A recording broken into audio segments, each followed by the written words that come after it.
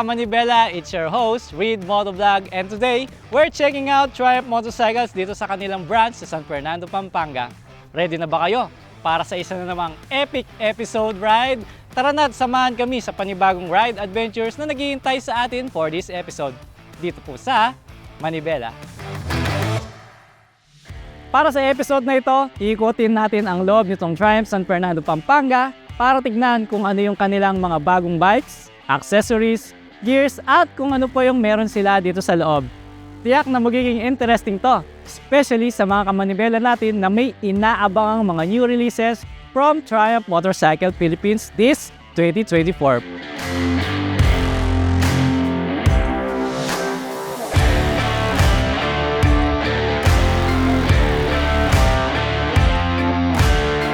At saktong-sakto nga ang pagpunta natin dito dahil mukhang may event sila sa loob. Tara, tignan natin. Ayun. Ayan, sakto. Ina-award na sa winner ng motorcycle na Speed 400 from Triumph. Napalanunan ni Sir Pat Conanan yan, no? 27th National Federation of Motorcycle Philippines. Kaya ayan, congrats po at napakaswerte ni Sir Pat dahil siya yung nakakuha ng brand yung Speed 400.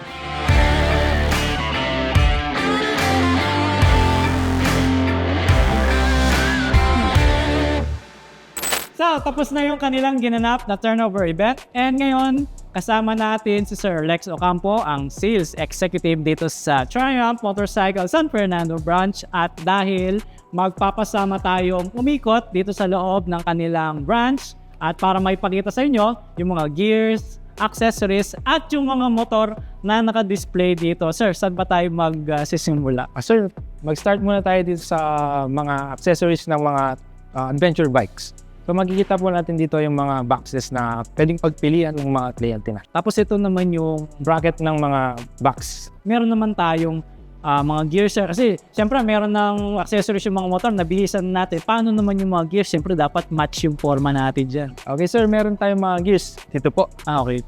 So dito sir, makikita natin yung mga iba't ibang klase ng mga jackets natin na pwedeng magamit ng mga rider natin o mga future owner ng mga Triumph. Pantalon pala sir, meron din kayo. Yes po.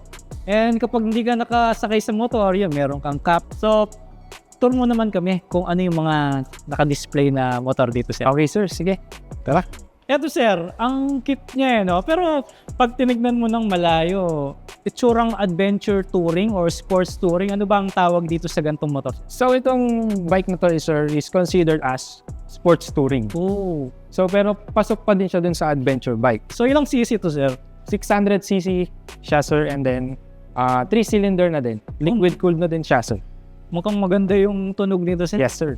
Eh dito sir, meron tayong nakikitang napakalaking adventure bike. Ang tawag dyan sir? Opo.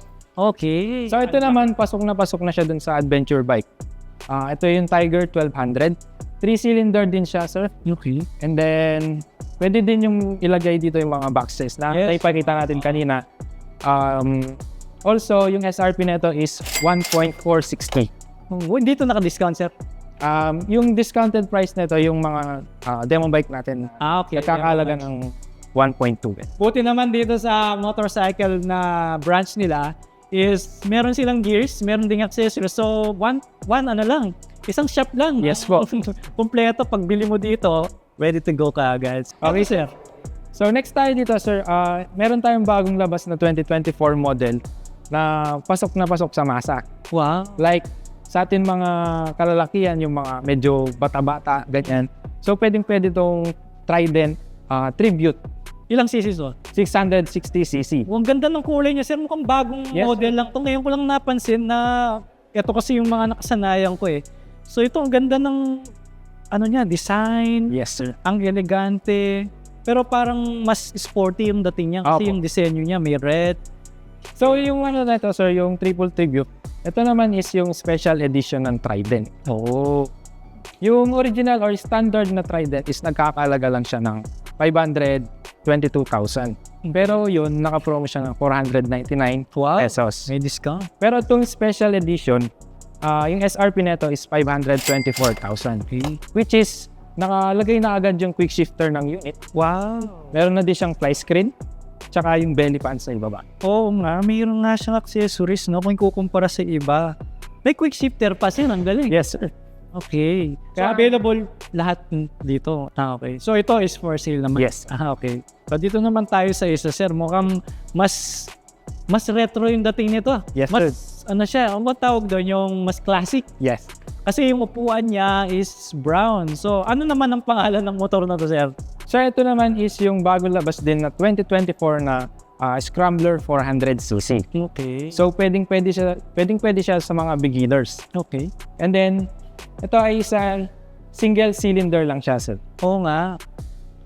So pwedeng-pwede siya sa mga lalong-lalo na dito sa Pilipinas. Kung i-consider natin yung mga roads dito. Ang laki ng gulong niya sa harap sir ha. Yes, sir. Magkano naman siya sir? So yung SRP niyan is 339,000 money. Eto naman sir, mukhang mala action star ka dito sir, mala Coco Martin. Yes, sir. Mo dito kasi parang siyang cruiser bike na pinaghahalong scrambler eh. Opo. So ano pangalan ng motor na sir? Scrambler. So kung kanina, sir, meron tayong Scrambler 400. Ito naman, Scrambler 900. So parang kuya nung kanina, sir. Oo nga. And then ito, sir, yung kanina, single cylinder. Ito naman, twin na siya. And also, naka-wire spoke na rin siya, sir. Oo nga. Di katulad nung kanina, sir, na mags pa. Eh, pag tinignan mo ng malapitan, doon mo makikita yung kaibahan nila. Oo. Pero pag malayo, formahan nila parang Sing lang sila. Ang laki nito sir ha. Mukhang mas malakas ito compare doon sa 400X. Ayun, ang dami palang mapagpipili ang mga motor dito sir eh, no? So sa dami ng mga motor ninyo dito, sa kagaya ko mahilig mag-ride sa expressway, mabilis magpatakbo minsan, at gusto kong magaan pa rin kahit malakas yung motor, no? Ano naman yung pwede kong magamit dito or mapili para sa iyo na maganda para sa akin? Okay, sir, sakto. Bilang nandito ka, si Sir Rim for speed, marirecommend ko sa inyo is itong Speed 400. Aba, sakto. Speed 400. Sir. Speed nga naman. Saktong-sakto, sir. Pero hindi tumatakbo ng 400 dyan. Hindi lang, sir. Malinaw lang. So, anong special sa bike na to, sir? Ito ay ilang cc, sir? 400cc siya, sir. Okay, so pasok siya sa expressway. Magaan siya. Magaan siya, sir. Okay, so mas mababa lang yung seat height niya. So, pasok sa mga beginner riders, no? Mukhang mag-enjoy ako at pasok sa panlasa ko ito. So pwede ba naming mahiram to sir para sakaling maisip ko kung ito ba talaga ang gusto ko or ano? Yet. Pwede, sir. So bukod sa bagong release nyo ngayon sir, meron ba kayong other plans na at least in the future, mga future events, pwede nating sabihin sa mga manonood? So sa mga future na plan na ng Triumph, may mga lalabas tayong mga bagong unit na which is pagkakaguluhan ng mga kliyente natin na mga future owner ng Triumph. Events naman sir, baka meron kayong upcoming? Sa mga upcoming events sir, mag-visit lang sila dun sa page namin na Triumph Pampanga sa Facebook. So paki-like, follow, and share na lang yung Facebook page namin na Triumph Pampanga. Para dun nyo makita yung mga future events and mga new release na bikes nila. Okay, salamat Sir Lex sa pag-tour sa amin dito at pagpapakilala sa mga motor ninyo. Kayo mga kamanibela, ano dito sa mga motor na ito ang nakakuha ng atensyon ninyo? Comment down below. Huwag kalimutang mag-like, mag-subscribe at i-hit ang notification bell para updated kayo sa susunod na episode. Walang aalis dahil susubukan pa natin yung isang bagong motor ng Triumph Motorcycles, ang Speed 400 dito po sa Manibela.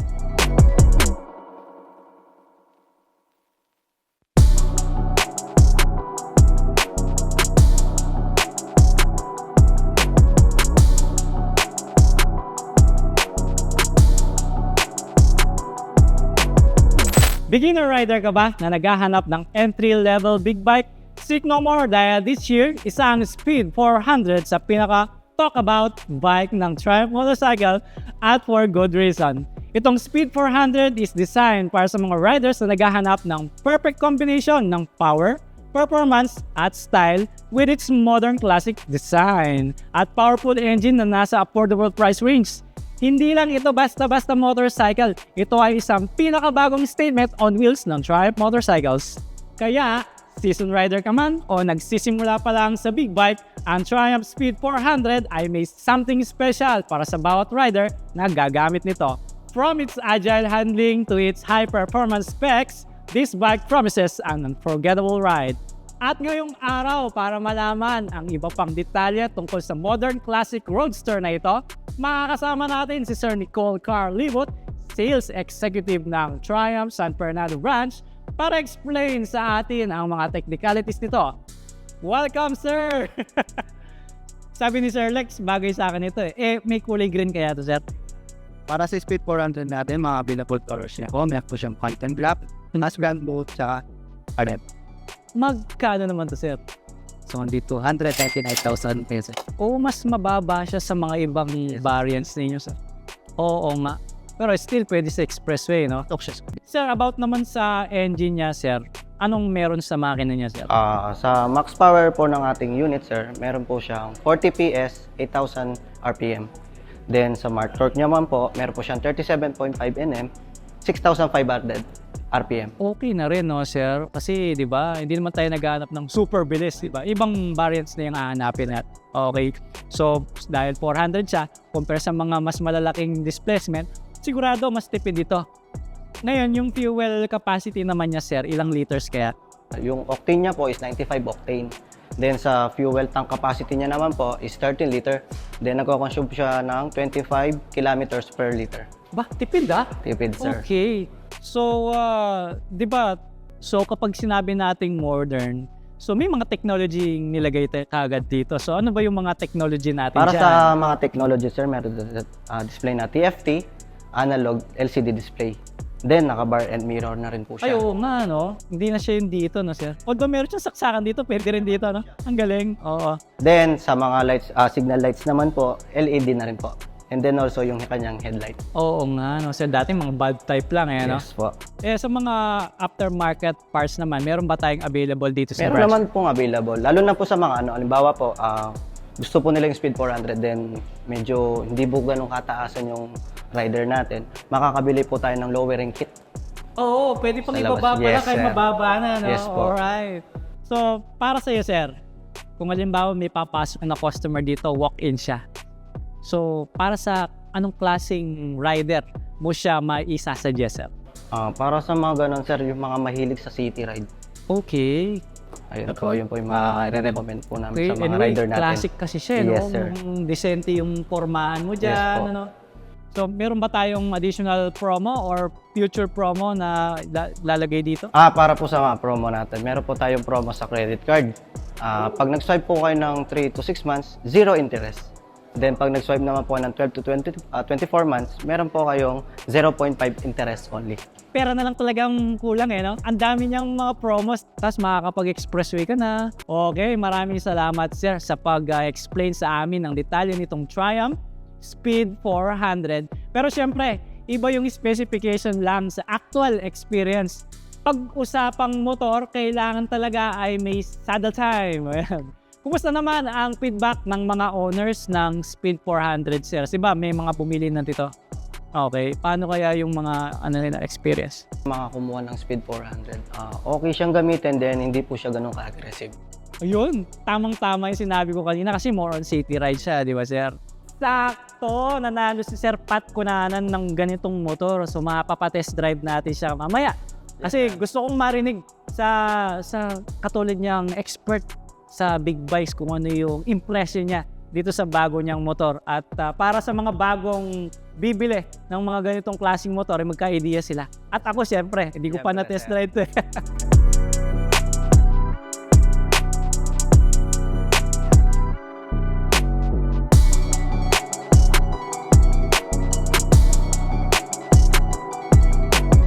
Okay mga kamanibela, kasama po natin ngayon ang ating raffle winner na si Sir Pat Cunanan. Si Sir Pat Cunanan ang nanalo ng Speed 400 sa ginanap na 27th National Federation of Motorcycle Philippines event. At Sir Pat, kumusta naman? Anong pakiramdam ng winner ng bagong big bike? Siyempre, masaya-masaya. Oo naman. Pa natin in-expect na of all ng sumali sa convention, ako yung mapipili at mananalo sa raffle. Sa dami ng mga nagamit mong motor, Sir Pat, ano yung mga katangian ng sa motor na hinahanap mo? Syempre, una-una yung power, yung handling, at saka syempre yung reliability. Siyempre, number one. Parang sa cars din yan. Siyempre, ayaw natin ng sakit sa ulo. So ngayon, na nanalo ka ng bagong motor, I think first time mo yata itong gagamitin, sir. Pati ano naman yung ini-expect mo dito sa motor na to? Yes, actually, natuwa nga ako nung nakita ko yung, at nalaman ko nanalo ko. Tapos di ko rin naman in-expect na ganito yung itsura ng mapapanalo. Ang ganda pala eh. Oo nga. Ayos, ang ganda ng motor. Tapos, yun, katulad nga nung nakikita natin, ang laki nung build niya. Sana mas may higitan pa yung ina-expect natin dito sa 400. Right. O ngayon, ready ka na bang gamitin yan? At ma-test ride natin ngayon. Alright na natin. Mga kamanibela, marami-rami rin tayong nalaman tungkol sa bike na ito. Pero stay tuned dahil dadalhin naman natin ito sa Expressway para subukan ang iba pang features na meron ang bike na ito. Ano pang mga features ang gusto nyong malaman sa bike na ito? Comment down your thoughts sa ating comment section. Huwag din kalimutan i-like ang video, mag-subscribe sa channel at i-hit ang notification bell para updated kayo sa susunod na adventures dito sa Manibela.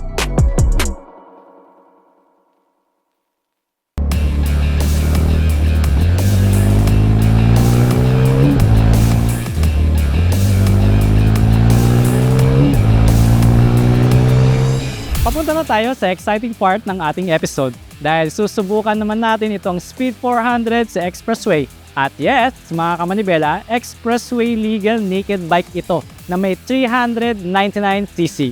At sabi nila, ito daw Speed 400 ay may lightweight, mayroong agile handling at responsive engine performance. All for an affordable price of 299,000 pesos. Ready na ba kayo? Let's see if the Speed 400 lives up these claims. Tara, samahan niyo ako dito sa ating test ride.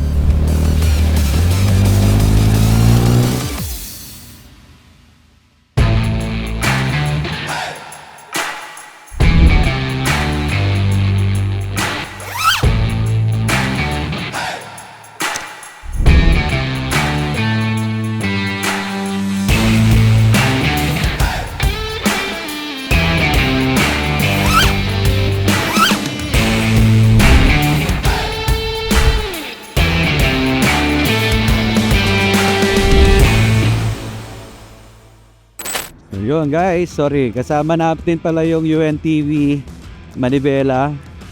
Thank you very much sa pagsama sa akin sa pagkuha at pag-test ride ng Speed 400. Honest review, masarap naman siyang gamitin at para ka naka small bike lang pero with a bigger engine, kaya masarap siyang gamitin. Tapos kasama ko si Boss Rido, si Reed Motovlog. Titignan mo yung riding position mo kung nakikita nyo sa camera. Hindi ka nakayuko, hindi ka naka-aggressive position, upright lang. Wow, ang baba ng motor. Ngayon, sakay na tayo dito sa Speed 400. Bagay na bagay sa pangalan natin, di ba? Oh, totoo nga na napakalakas ng torque niya, no? Tapos ang pino ng andar, yung throttle niya dahil ride-by-wire. Ang gaan niyang i-twist. Tapos ang relax ng pakiramdam ng motor kapag dinadrive siya. Kahit nasa low gear ka, binabad mo sa segunda, ang pino yung hindi siya nagwawala, ganun, no? Tamang-tama nga yung sinabi nila na good for city driving itong motor. Ang lambot ng suspension, parang wala lang yung hump sa kanya. Ngayon pagdating sa traffic, ayan, no? Siyempre pag sinabing pang city drive, dapat good siya sa traffic, di ba? Yung hindi nang lalaban yung motor sa katawan ng rider, kaya sumusunod siya para mas, alam mo yon, mabilis yung paggalaw sa kalsada ng rider. Ang ganda ng sleeper clutch niya, ha. pagdating sa high gear, alam mo yung pagpabilis siya ng pabilis, hindi mo na nararamdaman yung andar ng makina. Ang lambot ng clutch, lalo na sa traffic, di ba? Dahil pahinto-hinto yung motor, clutch tayo ng clutch. So ayaw natin bilang rider yung mabilis mapagod sa pagra-ride. So ito, ang lambot ng clutch lever niya. Tapos very responsive yung brake niya, oh. Sa ngayon hindi ko nararamdaman yung init ng makina. Kaya magandang ginawa nila talaga na naked siya, kasi mas nakakahinga yung engine niya, ganon.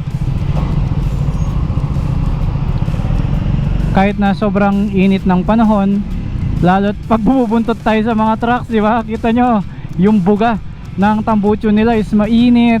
So kung mainit din yung motor, dumadagdag sa stress ng rider yon. Kaya tama nga, no, tamang tama yung sinabi nila. Tapos ang liksi, ang gaan ng motor. Sa riding position naman, mataas yung manibela niya. Medyo pa-curve lang ng konti yung hugis ng handlebar. Tapos malapad.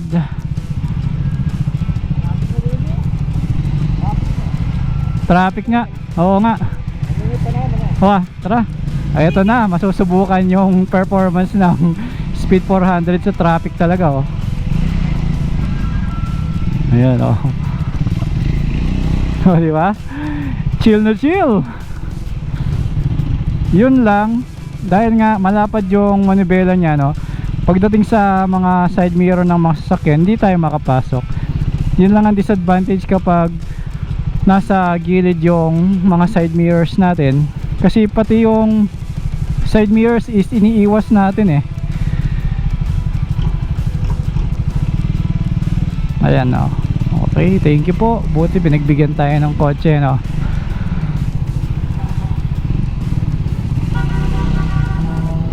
May mga motor na ramdam mo yung andar ng engine sa upuan, pero ito parang wala lang. Hindi mo feel kapag tumatakbo na yung motor. 400cc siya, pero para kang nagdadrive ng 150cc na classic bike. Tignan nyo yung outfit ni Sir Pat, oh. Bagay na bagay sa kanya yung motor, oh.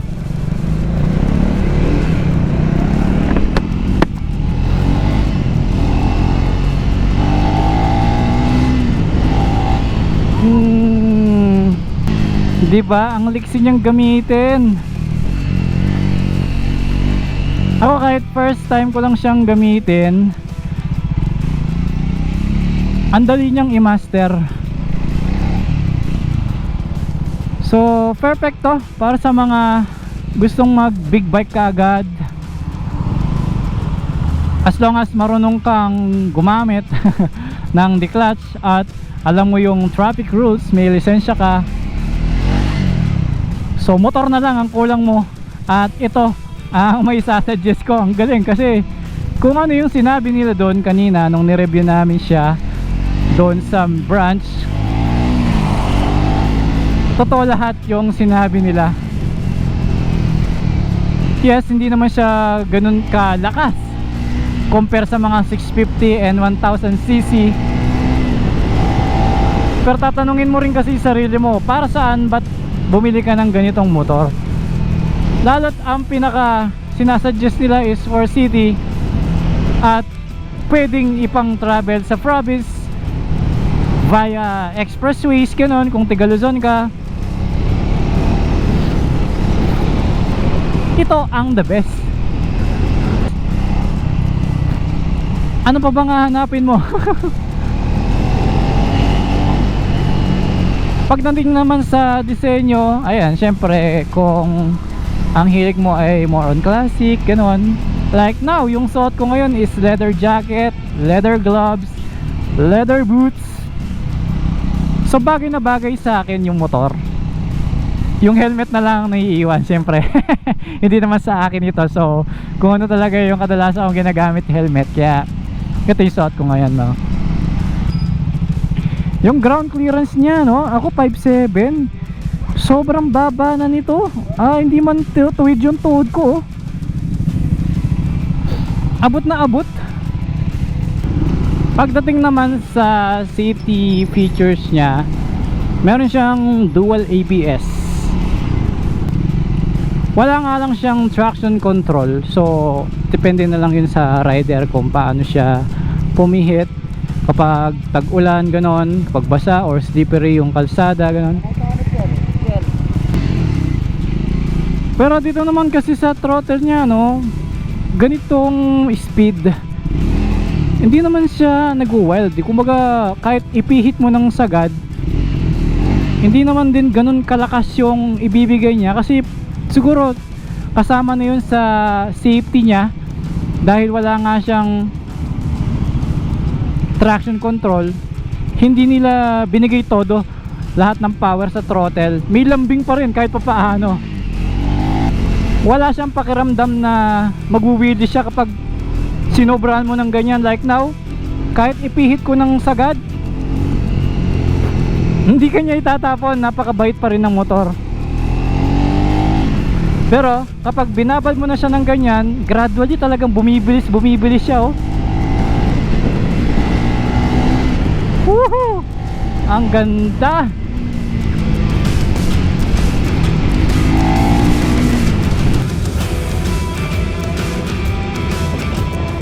Alright, so papasok tayo ngayon sa expressway. Dito natin makikita kung paano siya mag-perform sa mga ganito ka-open na road, kasi iba yung hangin dito compare natin sa MacArthur Highway. At syempre, iba rin yung bilis ng mga sasakyan. At yung hangin dito mas malakas syempre. Ayan, so paliko tayong ganyan. Okay na okay yung motor. Hindi mo nararamdaman na mukhang dudulas, no? Alright, expressway na. Ang saya. Ngayon, katabi natin ang bus. So hindi naman tayo masyado napapaspas sa hangin. Yan, try natin sa bungad ng bus, ha. Although mabagal lang kasi tayo, nasa 70 kilometers per hour lang tayo, kaya hindi pa natin masyado ramdam yung hangin. Meron kasing motor na kahit na expressway legal, parang ang dali niyang mawaswas dito sa expressway kasi yung hangin may epekto sa motor dahil magaan. Ito, yung bigat niya is tamang tama lang. Hindi ko lang alam yung eksaktong bigat niya, pero para sa hangin dito sa expressway, okay para sa akin. Kasi 'di ba, iba-iba lang tayo ng type ng motor, iba-iba klase yung gusto natin, ganon. Iba-iba rin yung mga karanasan natin sa expressway, ganon. Ako, for me, okay lang. Ayan, so nasa 80. Okay naman, talagang dahil syempre naked to, wala siyang windscreen dito, so nandito sa dibdib ko yung hangin. At okay naman sa hangin, no? Yun lang naman ang madalas nating napapansin, di ba? Okay, so nasa 100 tayo ngayon. Wala, parang normal lang na 1000cc yung dala ko. Walang nginig. Eto, hintayin natin yung bus mag-overtake dito sa kanan ko. Tignan natin, ha, yung epekto. Sa dibdib ko, doon ko lang naramdaman yung hangin, pero dito sa motor, wala lang. Siguro dagdag mo na rin na dahil naked siya, no? Yung hangin hindi siya masyado napapaspas. Kumbaga, parang lumulusot sa motor yung hangin, no?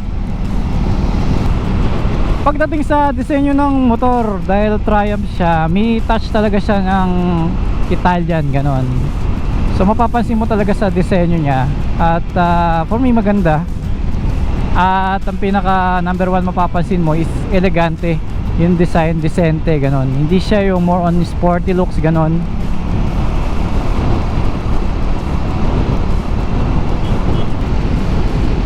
Okay, so naranasan natin i-ride sa expressway at sinubukan ko rin yung kanyang lakas. para sa mga gusto lang bumiyahe patungo ng norte, pa Manila or sa may Cavite, okay siya.